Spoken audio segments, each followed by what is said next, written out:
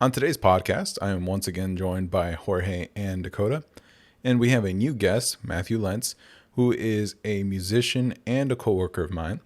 Also, huge super fan of Radiohead, which is today's topic. And Radiohead's a band that I've been listening to since I've been in high school, so really excited to dive deep into this. And once again, our episodes are not sponsored by anybody, so any brands or logos or anything like that has nothing to do with the podcast. This is purely for entertainment purposes. So once again, hope you guys enjoy.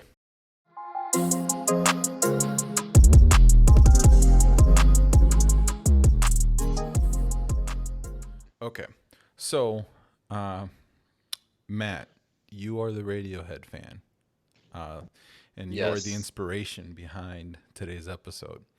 So I'm Oh, gonna thank you. run the title for this episode by you. All right. I was thinking of calling it the Amnesiac eating Pablo honey in rainbows.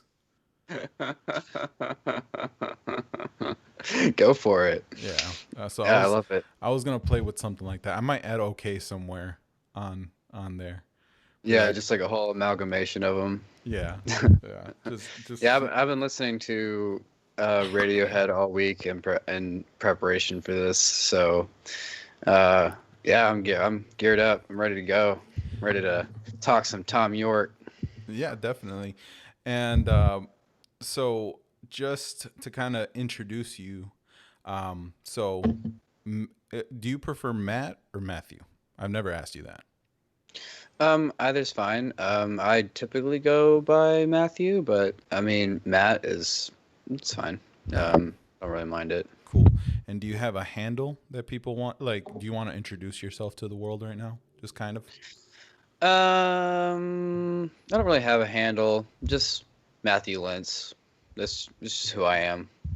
I don't need to hide who I am. I appreciate that. I'm not gonna lie. I have a moniker or a pen name or artist name, whatever you want to call it. Ralph Isaac, but you could call me like Raphael or Rafa, or however you Oh, always do. I do have a artist name that I record music under, but Well, um plug that in, bro. This is yeah, half the yeah, point. right. I make music under Haunted Disco. Um and my stage name is Matty Lentz with two D's. Uh, so, but for this podcast, I'm pretty comfortable with just Matthew Lentz. It's fine. Gotcha. And I know you know Jorge, right? Yep. Jorge, I don't know which way he's in. He's on the side of me, right? So Jorge works with us. Matt works with me and Jorge. We're not gonna say the company name though because I don't want you know. Anyways, and then Dakotah is our best friend of like what 10 years we've known each other close. 10 or 11 years, something like Yeah, that. I've known you since before I graduated high school. yeah. So yeah. So we've known each other for quite a while. But we appreciate you coming on this, man. We really do, and we're talking about Radiohead, which we both. I mean, I've liked them since high school, and I kind of have a story of like why I really got into them, which is kind of funny and embarrassing, but I'll tell it anyways in a little bit. But you are the inspiration for that episode, like I said before. And is Radiohead part of the reason why you play music now? Oh, absolutely. No doubt about it. Radiohead was very. It came to me at a very formative time in my life, and it inspired me in a way that no other artist did at the time because it was, I think, seventh grade, um, and I was listening to just not good music. I'll just put it that way. It just was not good. And I had a friend that introduced me to Radiohead, and at first, the first time I heard it, I was just like, "What is this garbage? This is terrible. Like, why are you showing me this? This person sounds like they're just like creaking and moaning over like bleeps and bloops." But over time, and as I grew up, I started to form a very deep appreciation for them, and that definitely funneled into my desire to create music. It was very it was very influential on me, and pretty much every song I make has some sort of DNA, like linked back to Radiohead in some way. It's all art is stealing after all, but yeah, they're what can I say? They've been there for me when for over a decade, and yeah, it's I would absolutely say that my output is most certainly influenced by Radiohead, amongst many others, because I try to keep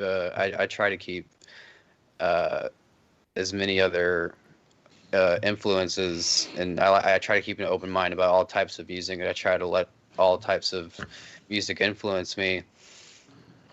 And that is actually something I learned,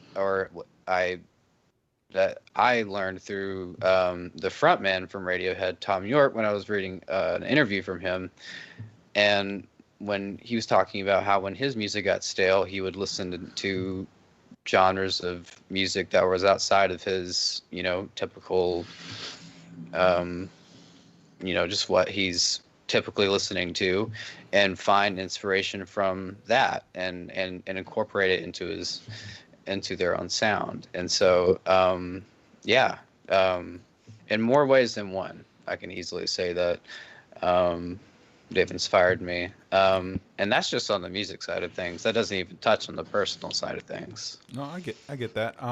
I think it's interesting. Do you know how they got their name? Yeah, it's from a Talking Heads song.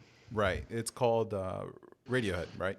So Talking Heads made a song called Radiohead, but the line, right, that I'm thinking that probably inspired the name. It says, "Hey Radiohead, the sound of a brand new world," right? So if we think of their music, they are always evolving, and that's one thing I really appreciate about their sound, that it's not just stagnant. I want to say, if I'm not mistaken, the very first time I ever heard Radiohead, and this is super cliche because this is probably most people, it was the song "Creep." Okay, and Yep. I don't know why "Creep" just hits everybody's soul for some reason, and It does. I think it has to do with everybody's had a crush, at least at one point in life, right? And everyone has felt like a piece of crap compared to their crush, at least at one point in life. And then it's like almost like an unattainable goal, this crush. It's like, how can I be as perfect as you? Right. And I hate myself that I can't even get close enough to be, as Tom would put it, so fucking special. Right. And that line that really hits hard. A fun thing about "Creep" is that in the Radiohead fan community, it's often maligned for being the popular one, the one that everybody listens to. And Radiohead fans in general are pretty pretentious. Not trying to throw all my Radiohead fans under the bus, but they if Tom York, the frontman, hated the song so much because of how much popularity it gained for the band, and how much pressure it put on him, that he wrote another song called "My Iron Lung" on the next album, The Bends, about just how much it was suffocating him, having to play that song night after night after night after night. And it like really whittled away at his soul, which is, I found very interesting to, just from an artist's perspective, to go up there and just sing about a song that just I mean, it's a very sad song, and I'm sure it's like it's got to take something out of you to play that every night. But it's definitely. I'm not in that camp. I love Creep, and I love Pablo Honey. I love all their albums. Um, there's a sect of Radiohead fans who are like, no, these earlier albums, when they weren't experimenting, are not nearly as good, and then they only got good once they started like throwing in an experimentation into their music. But I am not in that camp. I think everything they've done is has its value to it, and pretty much all of their albums have a place in my heart somewhere. That's really interesting because most artists, they usually blow up from usually their debut album, then their sophomore album. And then usually anything subsequently is usually not received as well because they start experimenting. Mm-hmm. It's interesting that Radiohead's kind of gone the opposite way. So, well, I think that has a lot to do with their outlook, right, on music. From a lot of their albums and a lot of their songs, you could tell that they're kind of against the man, right? Or against absolutely, or against the exploitation of like big corporations or big governments, or very much so. Yeah, they're very much against like being forced into a box and not being self-expressed, which plays back to their name, right? The sound of a brand new world. And I think they're probably one of the first popular, very successful bands that really fused a lot of styles together in their music. And also, at least for me, I'm a kid that grew up in Chicago, right? So very much hip hop, hip hop, rap orientated environment. And I grew up in a minority neighborhood, right? And my sisters so Jorge's mom and my other sister were the ones that always chose what was on the radio. Okay, always. Now, I love rap and hip hop still to this day, but I don't think my love for rock and roll, like if I had to pinpoint the origin of it, it was probably the song Creep. So I right.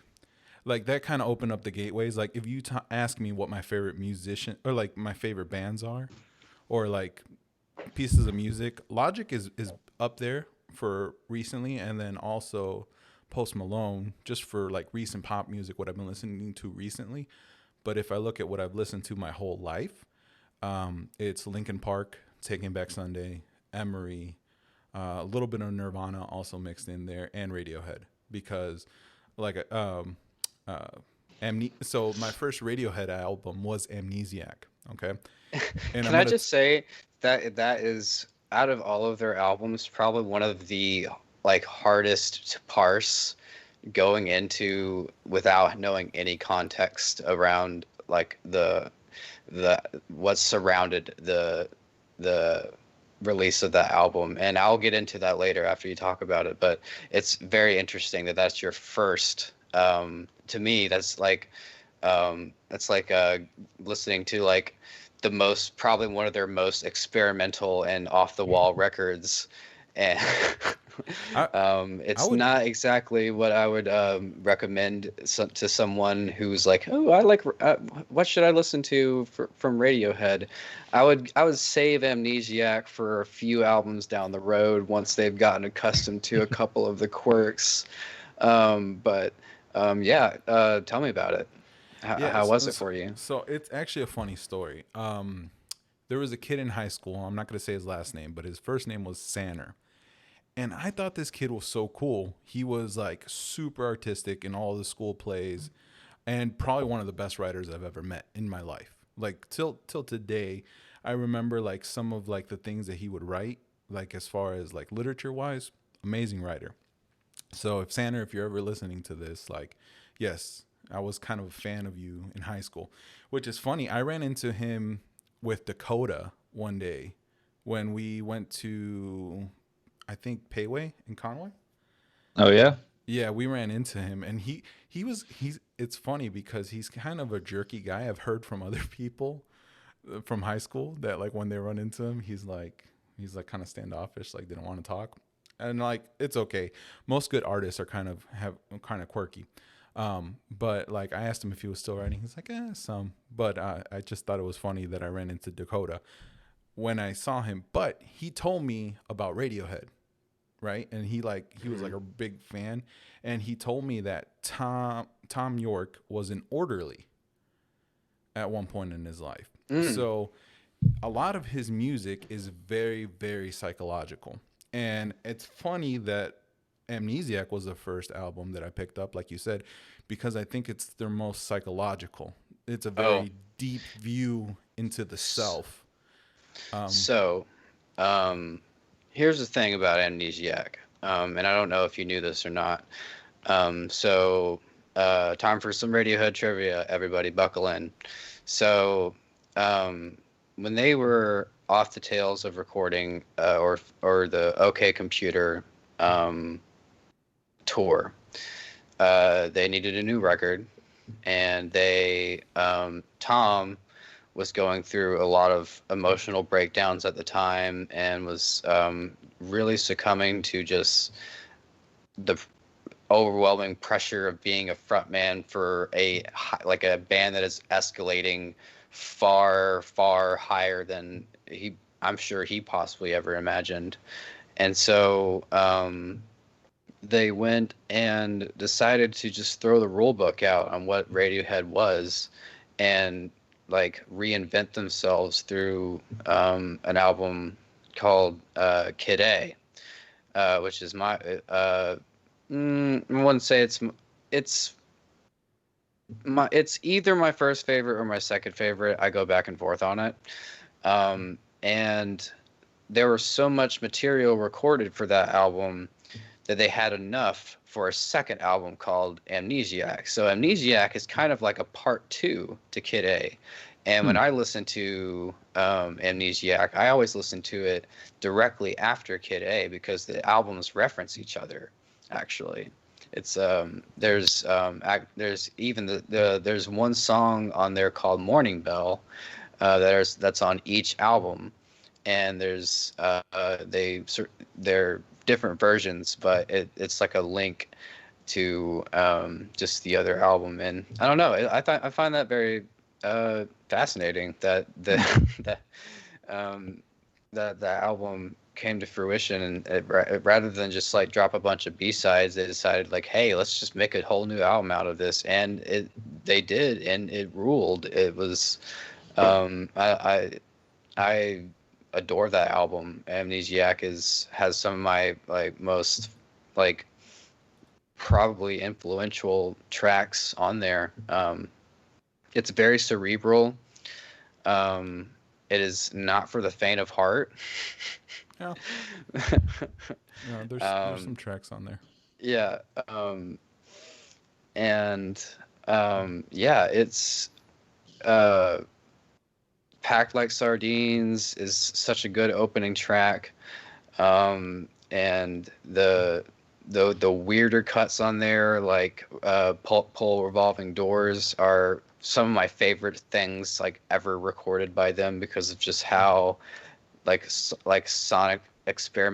much sonic experimentation was used, and how it just sounded like nothing else I've ever heard. Like it literally sounded, when I first heard it in high school, it sounded like it was out of this world. Like I couldn't even like fathom what I was listening to. I felt when I was in like I was telling you earlier, I read like the first time I heard it was in high school, and I felt like I discovered something new. That's how it felt like to me listening to it. But I want to finish the story before we go on, because there's two things I want to say. The story with Sanner, to this day I still think it's funny. I am kind of dyslexic. Anybody who knows me probably knows that. So the next day I go up to him and I'm like, bro, I listened to a whole Radiohead album yesterday. Amnesiac, dude, it's great. No. I said Insomniac. I thought the name of the album was Insomniac, and I went up to to the guy who introduced me as a fan, and he's like, don't you mean Amnesiac? And I felt so stupid, dude. That's your Radiohead fan for you. Yeah. So, Excuse me, I think you mean Amnesiac. Yes. so what was Yeah, which kind of makes me sad because I thought it was Amnesiac and I'm an Insomniac. Yeah, so I have trouble sleeping, so that it made me feel like really related to that album, and then that took it away from me. That was so sad. but I mean, it just is what it is. And then also, while doing research for this podcast, I honestly feel like packed like sardines in a crushed tin box is my theme song for where I'm at in life right now.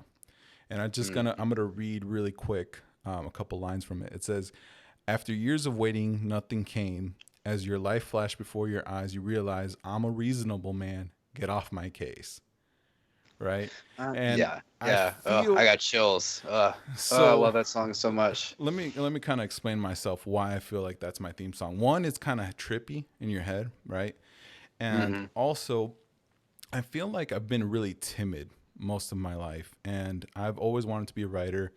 I've always wanted to create more content, but I was discouraged by a ton of people to do it because it's one of those, like, not many people become artists. Also, we have a lot of conservative people that we know that are like, it's probably not the best thing to put stuff out there. Like you're open to a lot of scrutiny and criticism when you do that. And so I've always stopped doing it. I've never pursued my artistic goals until like last year. I'm like, you know what? I'm going to start writing.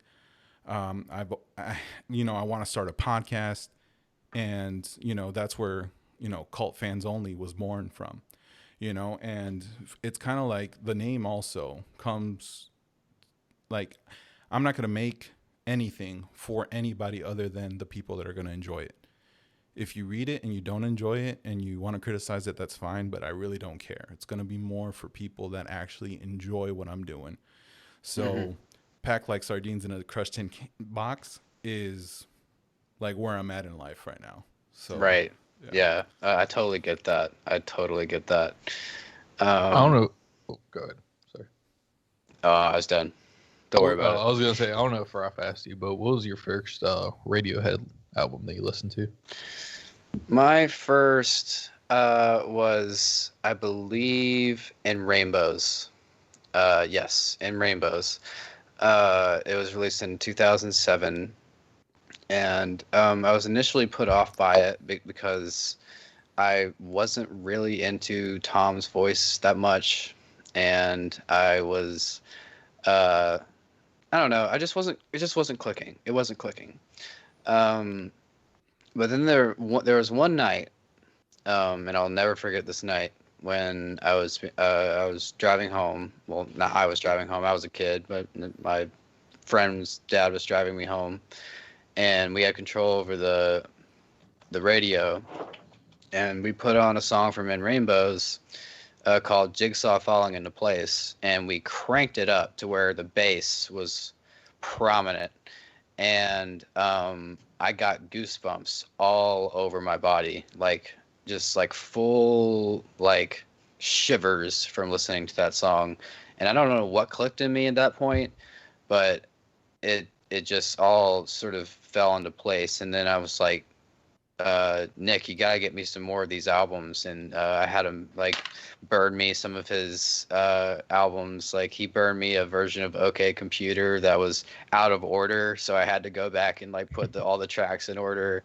And I eventually just kind of worked my way through the discography after that. And I realized what gravitated me to Radiohead and what pulled me in so deeply was that Tom deals with a lot of alienation in his lyricism. And growing up in high school, I was a dork. I was a nerd. I was not I was the kid who sat at the table alone and you know, yeah, I pretty much always felt like I never belonged I anywhere, and I felt not exiled. I wouldn't say exiled, but I just felt like nobody really wanted me or something like that. And there wasn't really any music at the time that was like speaking to me, but Radiohead deals with very specifically on multiple occasions uh, themes of being alienated, feeling like you don't belong, feeling like you weren't meant to be here. And that was actually very therapeutic for me growing up, because it was a voice that I could confide in. So, yeah. I feel that, and it's funny. So you're talking about In Rainbows, and when In Rainbows came out, there was a girl that I was kind of seeing at the time, and I knew she wasn't good for me, right? Hmm. And so like it was very short lived type of fling, but in one of the things that reminds me of her like is when I'm listening to In Rainbows, All I Need, that song, when it says, I'm an animal trapped in your hot car, I'm a moth who just wants to share your light, I only stick with you because there are no others, right? I think a lot of times, you don't choose who you want to be surrounded by. Like Right. the want, the want to be accepted, the want to not be the other. Because I've felt like that a lot in my life as well. That I'm an other. I don't fit into one category or one box, right? So I like when you listen to music like that, it could really be cathartic and help you open up. And then when you go like now, this is so sad to me, but I'm just like whatever. I wish I could go to a Radiohead concert, but they don't play that much. And then also with the pandemic that's going on, it's probably not going to happen, or like not anytime soon. Not anytime soon. But have you gotten to go to a Radiohead concert? Yes, I have, back in 2014 in St. Louis. And they played, it was during their King of Limbs tour, which I was very excited about. It was one of my first big like concerts. I was so just over the top, over the moon about it. And so this is a funny anecdote. I won't tell the name of the person that this happened to, but we were we were pretty close to the front, enough to see Ed O'Brien and make direct eye contact with them. Ed O'Brien is their third guitarist, and they started playing. I did this. I was being really annoying because I was just like firing on all cylinders. I've watched all their live shows on YouTube, so whenever they start pulling out different guitars, I'm like, ooh, they're gonna play this song now, and they're like, shut up, no one cares. And then Airbag, the opener off of OK Computer, came on, and my friend and I were so both elated in the moment that we just held hands very briefly. It was actually, I really like that memory, because he's a pretty like kept to himself guy, and he doesn't really ever express himself all that well. So that was like I was like through, and it was through that music, it was through that shared love of like, oh, then the song just like speaks to us, that we were just, I don't know, just both shared that moment of excitement. And it was hilarious, and I've made fun of him for it a lot. Yeah. And not that I know anybody that's reserved, quiet, and doesn't express himself that much. But funny enough, the person that I feel like kind of represents that kind of person made me, that's the person that I thought of when I heard this song. And I'm going to read the lyrics, and I'm going to let him, I'm talking about Jorge, but I'm going to let you guess why Jorge I thought about you when I heard this song. It says, "In a deep, deep sleep of the innocent, I am born again in a fast German car. I'm amazed that I survived. An airbag saved my life." That's accurate, 100%. Everything about that. So, So yeah, it's for if those you don't of you know that, Matthew, yeah, go ahead, Jorge, take it away. I sleep like a freaking rock, and then if you try to wake me up, I'll be pretty pissed and I'll probably throw hands. But anyways, I also have a BMW, and Matt recently asked me to take him to a shop, and then he got back the next day. And he told Ralf that he survived. This is a different Matt that we all know. So Yeah. So go ahead, Jorge. He told Ralf that he's like, I survived a car ride with your nephew. He's like, it would have probably taken us 20 minutes to get there, but it took us 13. So if you can't tell, I got a little of a heavy foot. Yeah, he drives a German car and has a heavy foot, and I just pray to God that nothing ever happens to him. Going back to what you said earlier about how music can like just cause so much elation and joy just from hearing something that you've listened to a million times and seeing it live. I remember I was at a concert with some friends, not like the ideal group I wanted to go with, but it was the group that was like, okay, we can go. It was in St. Louis. And I remember that as the show ended, they all wanted to leave. And I was like, we need to stay for the encore. And they're like, no, we're just going to leave. They started walking out. So I was like, fine, whatever. It's probably not a song I really care for anyways. And as we're like walking out, I hear them start playing my favorite song.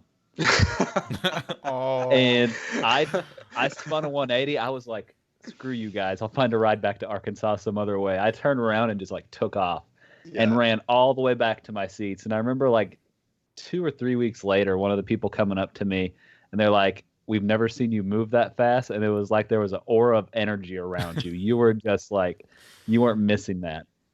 He was like an anime character that went into super mode. Oh, running fast. Yeah. That's funny. I think you've told me that before, but I don't think I remember that story. That's kind of funny. I could tell you exactly what song it was. Yeah, because if I was there, we would have stayed for the encore. You know me. You always stay for the encore. They were concert going noobs. Yeah. No. I don't know. So I've been to a lot of concerts, and one thing, it's funny, and the reason why I asked you, right, because you said you kind of felt like an outsider. I think concerts are one of the coolest places to meet people because you're standing around each other for like such a long time, and I have like plenty of like in concert stories that are so funny. But the thing that always happens to me, and I get like, it's so funny. And so I'm not a very tall guy, but I'm a big guy, you know, I weigh quite a bit, and I always end up having like little, and I mean, I don't mean like in age, I mean like in size, little women or girls around me. And I always end up befriending them because I try my best to be like the gentleman. I was raised by women, so like I know, like, you know, you have to respect, you have to like keep a certain distance and whatever, but I also like try to keep the crowd away from them. And it just somehow works out that I get to meet like a ton of cool people just because like you're very conscious. And also when you start singing at the top of your lungs, whatever song you're there to sing, it's kind of like one of those we're connected type moments. And it's not just you and your friends, it's almost everybody that's in that crowd. And I've met some awesome people, had some awesome conversations at concerts, and like that's kind of where you can meet your kinfolk. Yes. If you haven't. So I think so I'm glad that you got to go to a Radiohead concert. I'm honestly really jealous. Every time they would pull out a song, during that tour, they had a new drummer, not a new drum, or they had a new drum. They didn't replace a drummer. They added a new drummer because their percussive elements are so dense that they need 2 drummers now.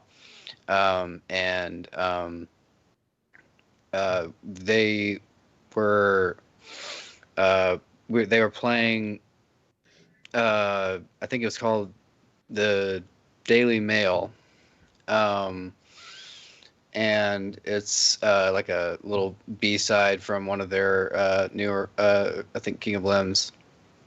And the whole audience was just jumping and like hooting and hollering, and it was just like I felt like I belonged. Like I like everybody was just so happy to be there, and I felt that energy too, and it was wonderful. And whenever they would like yank out like an old like they've been playing tours for a while, so they're going back through their old repertoire. They're pulling out older songs and they're like, you know, recontextualizing them with their new sound that they've as they've evolved. And so whenever they would pull out like a really obscure track and I would hear someone in the back go, "Oh yeah," I'd be like, "Yep, that's my guy." Oh yeah. Yeah, that was definitely a life-changing concert for me, and I really hope I'm able to see them again live. But if not, I'll be happy with it. They ended up playing my favorite song, the Kid A. Were one of my favorite songs. I gotta be careful when I say my favorite song with Radiohead because there's just too many. But yeah. I know when you. Oh, go ahead, sir. No, you're good.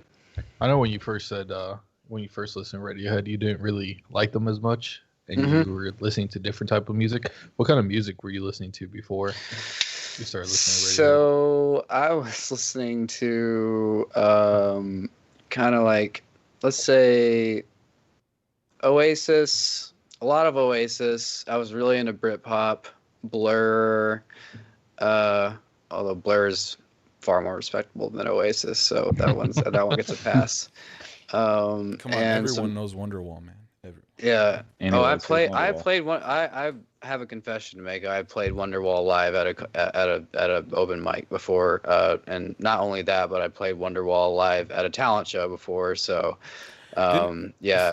So we had an impromptu jam session at work, right? Yeah. With like a whole like it's weird that we have so many guitar players and singers where Right. we work, but didn't we sing Wonderwall too? We did. There? We did. Yeah. We did. So, Yeah. That's three And- strikes. 3 strikes against And saying you I, don't like Oasis. you love Wonderwall. It's official. yeah, it's a meme, but whatever. I love it. It's a good song. And I listened to a lot of Incubus at the time. I don't know if y'all are familiar with Incubus. They're Dude, kind of like, love Incubus. okay, like I was really into Science, their album Science. I loved Light Grenades, I think it's what it's called. I'm not kind of blanking on it. Yeah, I was pretty big into all that sort of stuff. But once Radiohead came into my life, it was over for every other band. I was listening to almost exclusively them for just a very long time, to the point to where it was kind of annoying, I'm sure, to my friends, because it's all I would ever talk about is like, oh, I was listening to Radiohead the other day. Oh, wow.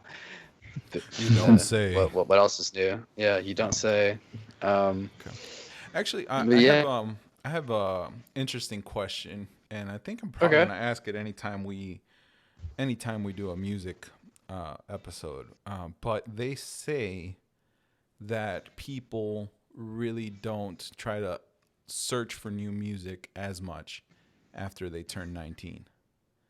Mm-hmm. Do you feel like that's been your case? Like the bands that you listened to when you were like a late teenager are the ones that have stuck with you the most? I've noticed that with my friends, but not with me, because as a musician, if I'm listening to the same stuff over and over again, then I'm never going to go anywhere in my life as a musician, and I'm just going to keep making the same stuff over and over again. I think as a musician, it's important to open yourself up to all types of music and to pull in. So I'm always on the prowl for something new and for something interesting. And I still go back to Radiohead, of course, pretty frequently. Like I I can't shake them. You know, they're going to be with me forever at this point. I could probably get a Radiohead tattoo and not be all that embarrassed about it 10 years later. And yeah, but from I noticed that from my friends though, or who aren't musicians, that there's this point to where you sort of just find your musical comfort zone and you stick to it, and you're like, this is the music I like, and this is what I'm going to listen to.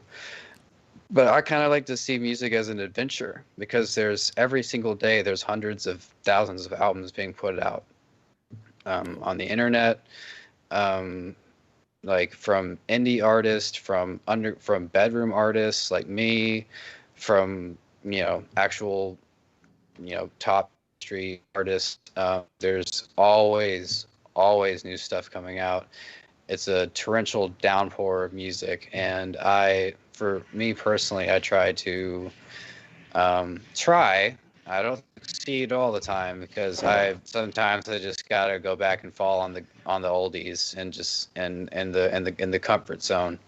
But if I'm not, I feel that if I'm not expanding my my taste, that I'm sort of stagnating as an artist. But that's just my opinion on that. I feel you on that. I'll really quick. I feel you on that, and I'm lucky enough, and I'm gonna pay a compliment here. I'm lucky enough to have Jorge and Dakotah as like my closest friends, probably. Because they both have introduced me to newer music. I would be probably still listening to Taking Back Sunday every other day, or or In Rainbows. In Rainbows, I had in repeat for a long time. So I'm appreciative to them. But go ahead. What were you gonna say, Dakotah? I was gonna say, like, at least for me personally, as a musician at heart, but I have no rhythm or talent.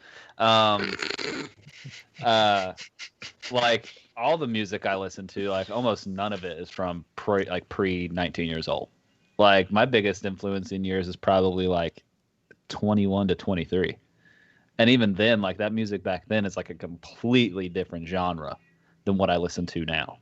I listen to everything. I love all sorts of music. And I think it was what Matt was saying. Like if you listen to one thing too much, you're just going to stagnate. And there are people like that. There are people that are content with not taking the guesswork out of everything, including their music choices. Yeah, you know what? I think it's funny that you mentioned that. I tend to like people that are not content with stuff. Like I want to. I always constantly want something new and something fun, and try something else. That's just kind of me, and that's probably why I move from one thing to the next all the time. But I don't know. Now Jorge's the young blood out of us. Jorge is still listening to stuff from when he was 19, because that was not too long ago. I don't know, Jorge. What do you think? And you think you're gonna keep looking for new stuff, or stick to what Obviously, like when I was in high school, my favorite artist was Gambino, by far. It's all I listened to. Went to his concert, did everything. But now I have different tastes. Like, I mean, even with you, like back in the day, I think you were the first one to introduce me to Radiohead, and that was In Rainbows as well. Yeah. First album we listened to. So no, I'm always listening to things, and I even had a little bit of country phase where I listened to like Luke Bryan and Darius Walker. Darius Rucker. Rucker, that's what it is. Okay. And a bunch of other things. So I'm always listening to new music. Man, I'll tell you what. Country. Okay, so country music, to me, there's two classes of country music. There's pop country music, which I'm not the greatest fan of. But then there's deep storytelling country music, which is amazing. A really good example of that is like Tim McGraw's "Don't Take the Girl." I think that's a great song. It's probably the first country song I've ever listened to that I was like, yeah, that's music. Like I get it now. I get why people like country. Also, "Colder Weather" by Zach Brown Band. It's an amazing song. Freaking amazing song. And there's also Miranda Cosgrove, right? Blake Shelton's ex-wife. Miranda, not Cosgrove. You're thinking of the Drake and Josh's sister. Miranda Lambert. Lambert? There you go. There you go. Okay, Yeah. Lambert. Hey. I'm so glad we got a Drake and Josh reference in this episode. Oh yeah. Oh, that's great. I'm sure. We could edit that out. No editing. Zero edits. That's a PewDiePie reference. But anyways, so his was zero deaths though. No. Miranda Lambert's "The House That Built Me" I think is one of the best freaking songs ever written. It's such a good song.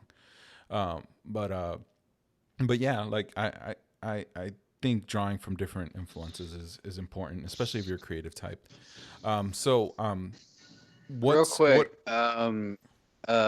just throwing this out there, if y'all like deep country music that isn't pop country, Sturgill Simpson is where it's at. I don't know if y'all have heard of him, but he is a artist, country artist today who is releasing music that is deliberately not pop country, like very deliberately, like it's almost like he's building upon the building blocks of like old-fashioned country and he has some absolutely great songs and just some really just powerful stuff. I would highly recommend Sturgill Simpson to anyone who is afraid of country music, because of I've heard that so many times before, like, I listen to everything but country because or whatever, but I think by usually what they mean is like bro country or pop or Bro country. Bro country. Or pop country, but CMT kind of stuff. But there is a bunch of country artists who are trying to keep that torch alive and who are not trying to just follow the latest trends, because that's what pop country does. Is what they do is they're like, all right, what's popular now? Trap? Okay, let's put a trap song and a country song. Why not? I already like the Sturgill Simpson guy on his Spotify. It's him riding a riding lawnmower with some Vans on. Like that's already like. Yeah. I like. Is he from Arkansas? He's a real awesome guy. I don't think so. No, sorry. Anyway, like go on with what you were going to say, Ralf. I was going to ask you what you're listening to now, other than Radiohead. Like, what newer stuff are you into? Well, let me think. 2020 has been a year of not really listening to a whole lot of new music, just because it was 2020 and it was just, we were all just kind of like that. But there's this artist that I listen to. If I were to put it this way, the Radiohead sort of defined my 2000s and my high school and college years. And I came across an artist called The Caretaker around in the 2010s. This is far less accessible music, I should say. It's basically, at its core, someone going through and taking they sift through old vinyls and 78s, and they find like these really beautiful samples from them, and they sample them, and they mess with it, and they sort of create a narrative about amnesia and dementia through it. And it's probably one of the most impactful albums next to Radiohead I've ever heard in my life. It's called An Empty Bliss Beyond This World by The Caretaker. It's I wouldn't recommend it to really anyone, honestly, because I really think it's just my thing. Like whenever I show people it, they're like, this just sounds like old music. but for me, that's been a big uh, another big influence. Other stuff I've been listening to. Um, I don't know. I just kind of I just kind of put stuff on shuffle lately. I'm gonna be totally honest with you. I just got to get in the car and put it on shuffle and just kind of see what where the randomness takes me. And it's weird. I tried to write a lot of music in 2020, and in doing so, I kind of ignored a lot of the music that was coming out at the time. I kind of felt like if I was listening to that, then I had this like weird thing in my head is like if like oh like I don't want to copy other people's work, so like I have to like shell myself in my room and like just work on what I know, even though that's completely contradictory to what I was saying earlier about how you should always be expanding your music your musical styles.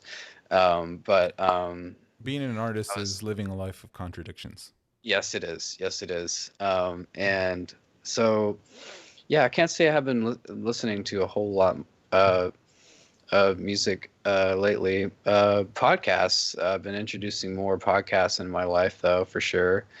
This one included. Yeah, I was about to say, there's a new podcast I heard is pretty good. I heard it's pretty good. And let me think. Is there any other artists I've been?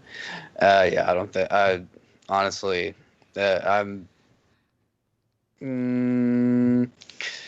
Okay, I'll recommend one artist.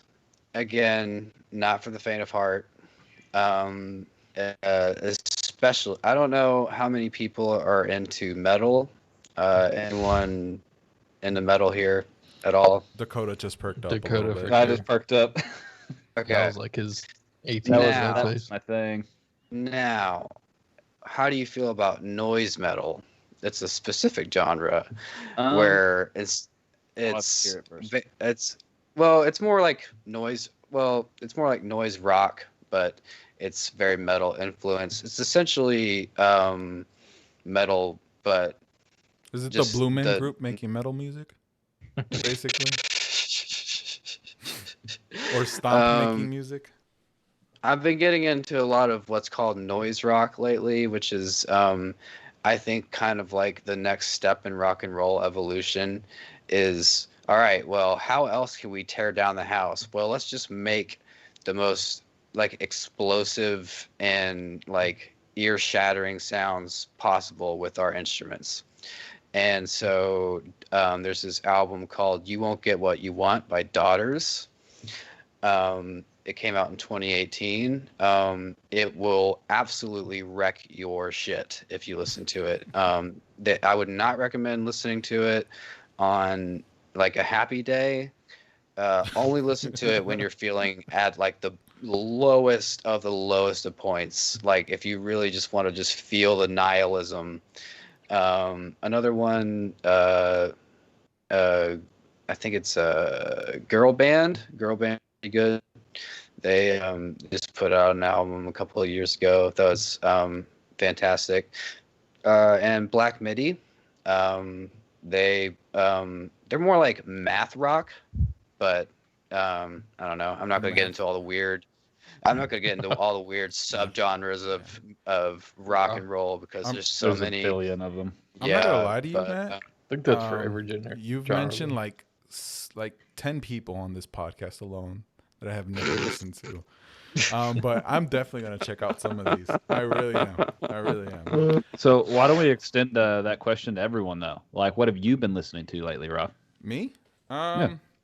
I've been trying to find more like hip hop artists or rap artists that are not necessarily the mainstream artists, but some of them are. Like Chance the Rapper, I really like him right now. J. Cole is amazing. The whole Dreamville group is really amazing right now. Also Post Malone Like, I think I was really surprised when I found out that 2020 he was my most listened to artist, because I didn't think I was listening to him that much, but apparently I was. Logic is always my favorite, although like probably my favorite rapper, even though he's about to retire. One of the things I want to say about Post Malone is and like growing up, I was like, I wish I was like I had more musical talent. Like I have some, like I could play guitar a little bit, I could sing a little bit, but I'm not that great. And so I always wondered what kind of music I would want to make. And I'm like, I would want to make like the best parts of all music. And I really feel like Post Malone is pushing that the most out of all the new pop artists. And I think the reason why he's so popular, it's not so much because it's what's cool. I think he's that good. I really do. I think Post Malone is like a visionary for his time period. Like he's like the Bob Dylan of his time. So Post Malone's pretty cool. But yeah, we lost Dakotah's attention. I don't know what happened. Oh, my bed was shaking, and I looked around. It's my dog. He's scratching himself aggressively. The much needed self scratch. Yeah. Jorge, what you been listening to? So recently, I mean, I always listen to a little bit of Logic lately. But recently my barber and like the whole shop there listens to like 90s rap. So, I mean, even though I've always been introduced to 90s rap and I've always listened to it, but getting more into it. And then with this Radiohead podcast, I've been listening to like Radiohead, The Killers, the Basement Tapes. Dude, Basement Tapes is amazing. That we need to make an episode just on the Basement Tapes. Yeah. So for anybody who doesn't know, there was a group of artists that were invited, including like Marcus Mumford, Jim Jones, Elvis Costello. I forget what her name is, but she's an amazing singer.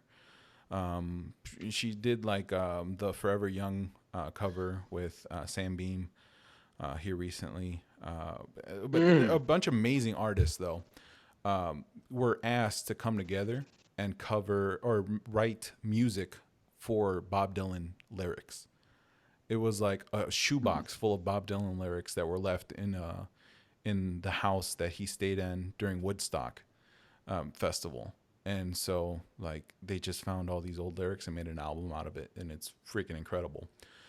That's awesome. Yeah, lead singer of the Goldsmiths also on there, if I'm getting the names right. I might be mistaken, but was the girl that you were talking about Rihanna Gideon? Yes. If we're saying her name right, we're probably butchering it. There's somebody out there that's a huge fan. I'm definitely butchering it. Just look forward to your letters. Yeah. Okay. Did we ask you, Dakotah? I'm sorry. I don't know. No, I've been patiently waiting for my turn. Yeah. Okay. What's up? Surprisingly. So, like my top stuff listened to 2020, which 2020 was weird for everybody as far as music's concerned. Like most of my music I picked up on my commute to work, but I don't work at the place I used to anymore. So now my commute has been halved, if not more, So the time I listen to music is much different. But I will say, like, the Glass Animals were my number one artist, which blew my mind. Like, three of their new songs off their latest album are in my top 10. But lately, especially Rafa and Jorge will know this, been listening to a lot of Japanese lo-fi, which is super sweet. An artist named Vindu has a bunch of cool songs. But also, it seems like I've been listening to a ton of Porter Robinson, Madeon, and also Arctic Monkeys. I always like listening to the Arctic Monkeys.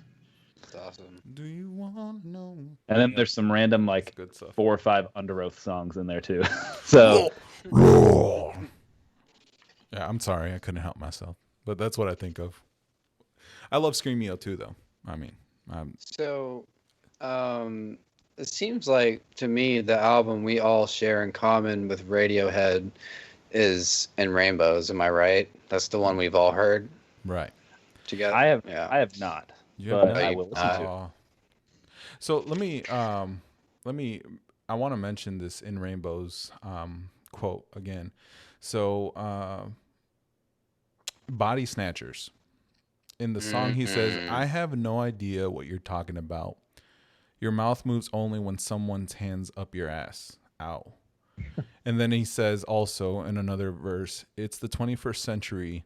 It can follow you like a dog. It brought me to my knees. They got a skin and they put me in. All the lines wrapped around my face for anyone else to see I'm a lie. I've seen it coming. And he says, I've seen it coming a few times. And I think it's interesting because it was before social media really blew up. And I think they drew back from all their social media presence too around this time. And I just think it's an interesting perspective that really, I feel like a lot of people don't have their own opinions anymore. They're just very much trying to they're relying on everyone else's voice to say Right. what they're expected to say. And I just think like that's probably why In Rainbows hits so hard still. Like he talks Yeah. about so many things that are applicable to nowadays. And to me, it's my favorite album of theirs. Yeah. So Like I was saying earlier, it's a tie between Kid A and In Rainbows for me. Because In Rainbows is just so flawless from front to back. Everything about it is so beautiful and immaculate, and just so just touching on every level. My favorite lyrics of all time are from the album, and from multiple songs too. There's one from Nude. I believe it's now that you found it, it's gone. Now that you feel it, you don't. And that hurts. That hurts a lot to hear. Like when you've been searching for something and you've finally think you've found something that has fulfilled you, and just the ephemeralness of everything in our lives just takes it away from you. And same thing with like feelings too. And like now that you finally have felt this, it was just a passing phase, and now you're back.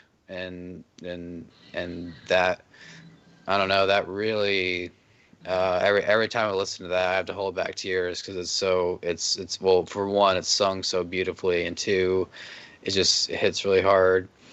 And the other set of favorite lyrics I have is from Jigsaw, Falling Into Place, as I mentioned earlier. And I'm not even going to pick a favorite lyric from that. I'm just going to say every single lyric on that song is fantastic, 100%. Like the whole entire song. I couldn't pick and choose from that one. It is so just it's so paranoid, so but like so lost, and but like almost in like a euphoric way. It's really hard to describe because the way the song builds towards the end,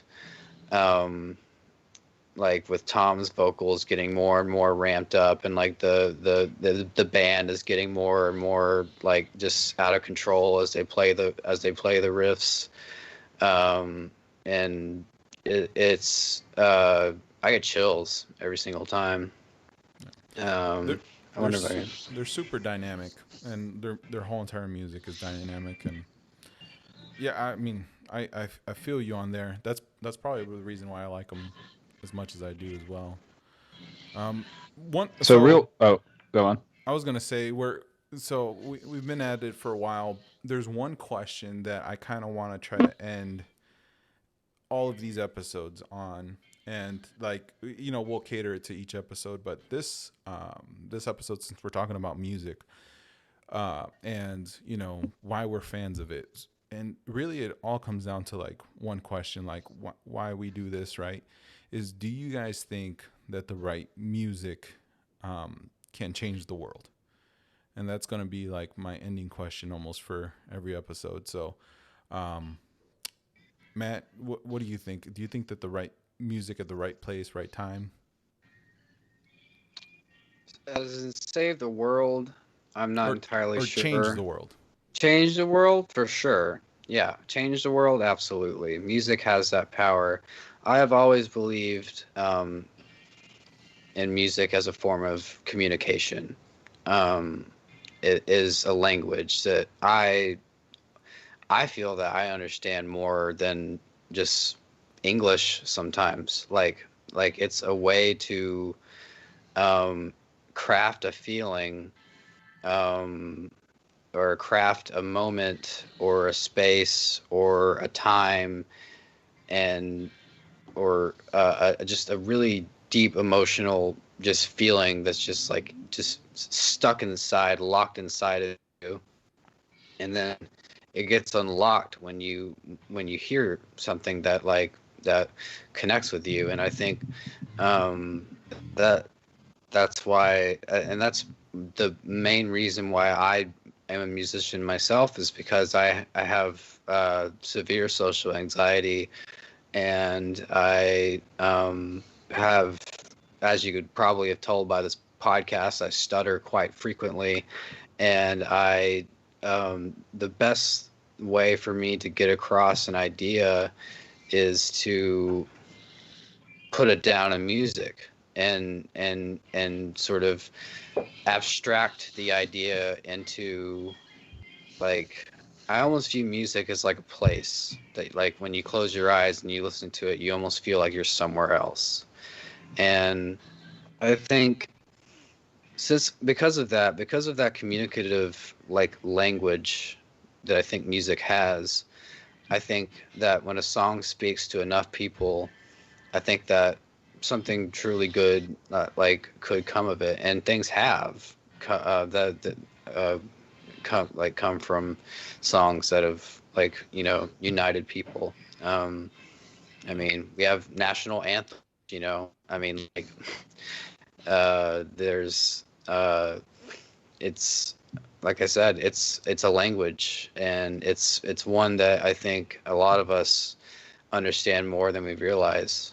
And so I guess my answer to your question is yes, to change the world for like like super significantly, I'm not entirely sure. There might be some other things that need to be done there, but I think that music can do a lot to validate someone's feelings of, like, say you're just, you're disaffected, you're not, you don't want to engage with life.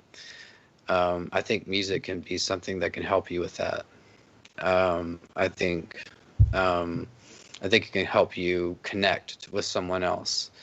And humans are very social beings, and we find all these different ways to communicate with each other, and in more ways than just talking. And I think music is, and film, and any type of art, and I do mean any type of art, and is a way of I don't know, communicating. And I think it's definitely possible for someone to, or for that to bring people together. And that's kind of like not exactly what I want to do, but when I put out my music, I'm essentially just saying, like, hey, this is me, this is where I'm at. And when people listen to it and they click with it, we get close. I have friends who found me through my music. Like, they listened to it and they messaged me and they were like, this touched me on a level that and now we're friends, because it's they understood the message and they felt seen. And I don't know, music. Yeah, I'll end it on that. Music helps people feel seen, and yeah, I think music is one of the most important things in the world. I feel that, man, and I think you put it really eloquently when you said It's like another language. Music is a language that everybody understands. Like even people that are. I saw the movie recently, The Sound of Metal, which if you guys have not seen it, amazing movie. But it's about a drummer that goes deaf, right? And even deaf people connect with music just on the vibrations. So like the way you said it, like music is a language, and that's beautifully put, man. Dakotah, what do you think? Can music change the world? Oh, absolutely, absolutely. Anything that can invoke feeling in somebody can be a catalyst for change. Because if enough people share these feelings, then obviously people are going to start talking about it and maybe be affected by it. I mean, you can think about when there's a huge song that comes out, right? It's trending on Twitter or something like that. You think that on like a much larger scale, there could be something that I can't think of anything specifically, but definitely it could change the world. But one thing you were saying earlier, Matt, I meant to ask you this earlier. You said that Kid A is your favorite album, right? One of them, yeah. Close? Definitely. Have you ever seen the show Westworld? No, I have not, and I am very excited to watch it because I've heard many good things about it. So, my favorite scene from that show, I knew next to nothing about Radiohead. Literally, I've heard Creep a few times, and that was from playing Rock Band. But there's this scene where a character's, I don't want to spoil the show for you, but it's something huge and emotionally weighty is happening. And the song that's playing is a motion picture soundtrack, but it's on an orchestra. Oh, that's and beautiful. I remember it's like that's the first time hearing that's like, what is this song? And it evoked this really strong feeling. I mean, I'm an empathetic person, so if I watch like certain movies or hear certain music, I'll react emotionally almost every time. And this one just hit me hard. It's like my favorite scene of that entire show, maybe of any show. I'll definitely watch it. Oh yeah, it's good stuff. I'm not very far into it, but I've seen the first few episodes. So far I'm hooked. One of the things though that's funny, doing research on this, I found a YouTube video called the Radiohead effect, and it was talking about how most of the time when they put Radiohead in a TV show or a movie, it's for a very specific reason, and usually contributes greatly to a storyline if you really pay attention to what the Radiohead song is and what's going on in the movie. So I thought that was pretty cool. But I mean, I think we could probably even do a whole other episode on that. Like I said, we've been at it for a while. So Jorge, what's your take on world music changing the world? Most likely. I mean, definitely changes people. Like everybody has like a slap playlist that they'll listen to, a workout playlist, a happy playlist. Like I'm not gonna go to the gym, listen to my sad playlist while I go work out. I won't be pushing baby weights if I do that. I won't be like tearing up as I try to bench press. I don't want that to happen. I want to feel something strong, try to push as much weight as I can. But for sure, people are definitely going to feel feelings when listening to different types of music, and it's going to relate to somebody in a different way. And like with concerts, like you guys were saying earlier, like you go to a concert and you could just sing a song and the person next to you singing, and you just grab onto each other and just swaying back and forth, just rocking out to that person's music, and it could touch you in a different completely way than it touched that person. So for sure, have different effects on people.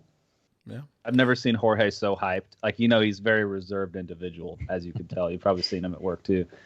I've never seen this man more excited than I did at the Logic concert. That was a fun show. That was a great show.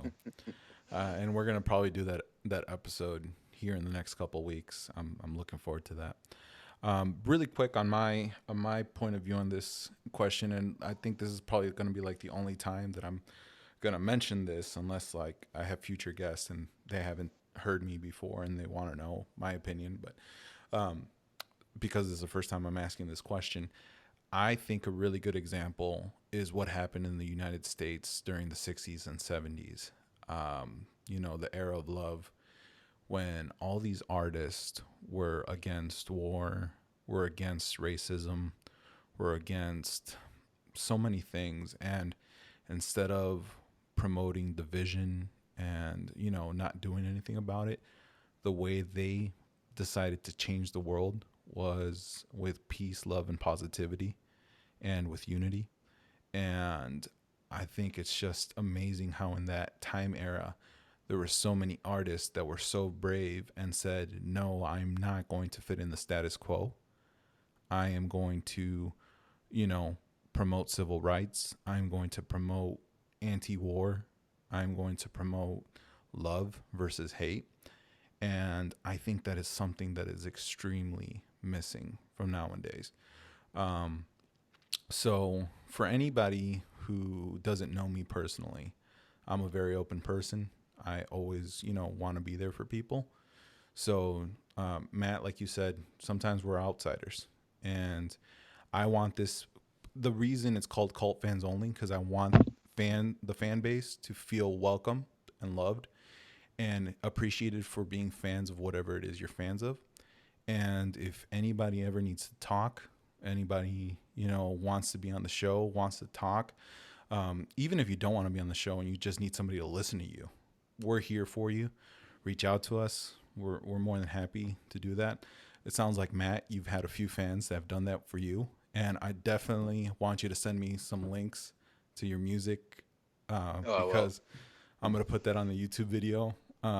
Anybody who's listening on like Spotify or Apple Podcasts or Amazon Podcast, we're going to put links on the description. But, you know, thank you guys so much for your time. I feel like every time, well, this is barely episode 2, but I feel like these episodes kind of bring out more of me, you know, as far as like trying to think deeply. And, you know, it makes me even more of a fan of what I was a fan of before. And hopefully, you know, I come across people that bring me on to new stuff that I've never even heard of or seen. So, guys, thanks. And I think we'll end it there.